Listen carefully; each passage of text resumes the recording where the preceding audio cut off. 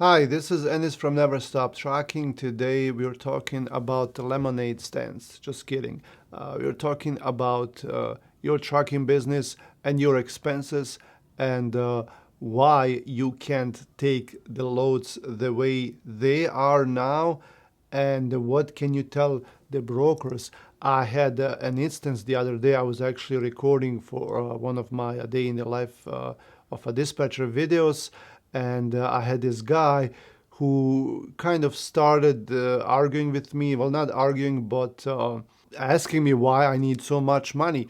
So what happened is that there was this load, and it was around 400 miles loaded and empty. It was, I think it was 380 miles loaded, and maybe 50 miles deadhead, so 430 miles altogether. And the broker asked me how much money I want. The load was going from Wisconsin to Ohio, I believe, and the broker asked me how much I want for that load, and it's their way of kind of getting sneaky on you because they know how much they have in the load. They know their maximum, but they hope that you're gonna say less than that. Okay. So always go. If they ask you what you want, always shoot very high. Okay, unless you really need a load, and then you know what the loads are paying from that area, and then you just tell them like the average rate. Okay, but usually I just go very high if they ask me that. And they, when you ask them very high, and then they act all surprised. Well, why? I only have this much in the load. Well, why didn't you tell me so in the beginning? But anyway, so this broker asked me how much do I want. So remember, I have 430 miles, and I said 1,400. Okay, so that's not even $4 a mile. And I was hoping that they would do maybe like 1,200, and we would book the load. So I said 1,400, and they said, well, why 14? Why that much? I said, well, because I need to make money. I can't work for free.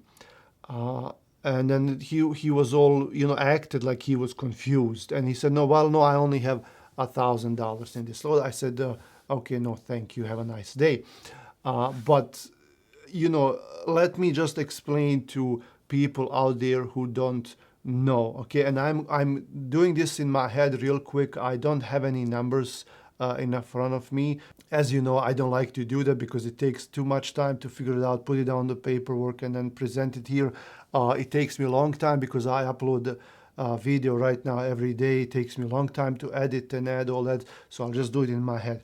So let's say this broker is giving me this load for $1,000 on 430 miles. Okay, so how much money am I going to make from that load? So first, there is fuel. So right now, let's just say that fuel is around $5 per gallon. It can be, it's probably more, but let's just say $5 per gallon.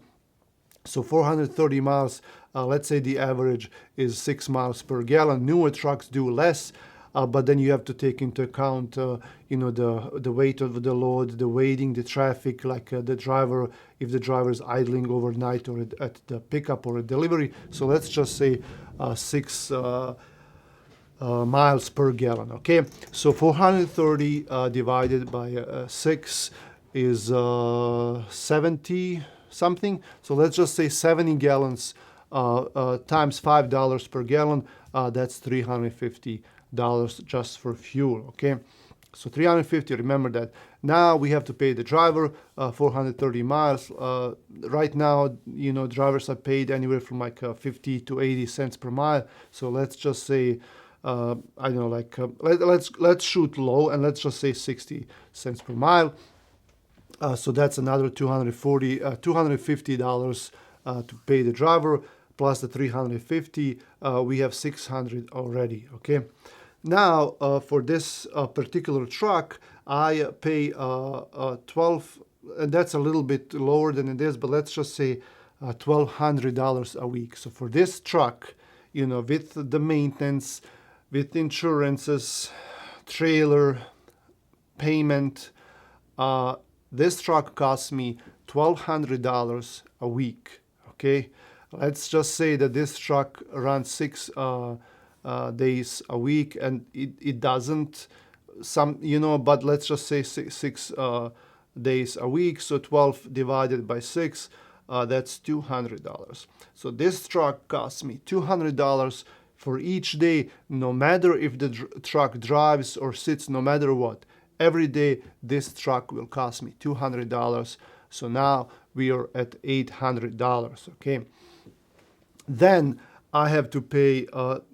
There are probably tolls, like Chicago has tolls. Okay, so we have tolls.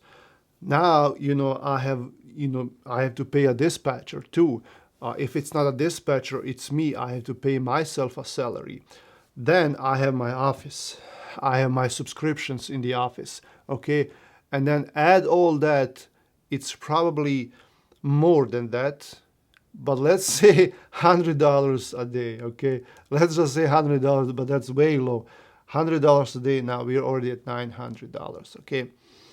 Now, it's probably more, way more. These two pieces of equipment, the truck and the trailer, they are worth probably around $250,000, okay? For this equipment to work for you a whole day, and let's just say that's 14 hours. Let's not say 24 hours. Let's just say 14 hours work for you for $100 profit. Would you do that as a broker, as a shipper, as anyone? Would you have a $250,000 worth of equipment and work on that and find loads and maintain all the truck and all the permits and all everything that goes with the truck, with the trailer, safety, accounting, taxes, and I forgot about taxes. I have to pay taxes as well for the profit on this load. Would you work for $100? Most likely, if they pay me $1,000, I will not make a profit at all. This truck will be working for free. Maybe I will be even in negative. So that's why I can't book a load with you for $1,000 for 400 miles. Okay. Maybe once in a while I could do it together to go to a better area and then make some money on the next load, but constantly keep doing it, it doesn't work. And also you as a broker or whoever I talk to, asking me that question, is really ignorant. Don't ask that kind of question, because at the end, you're selling that load. You might be making some money from your customer or not, but you don't have that many expenses.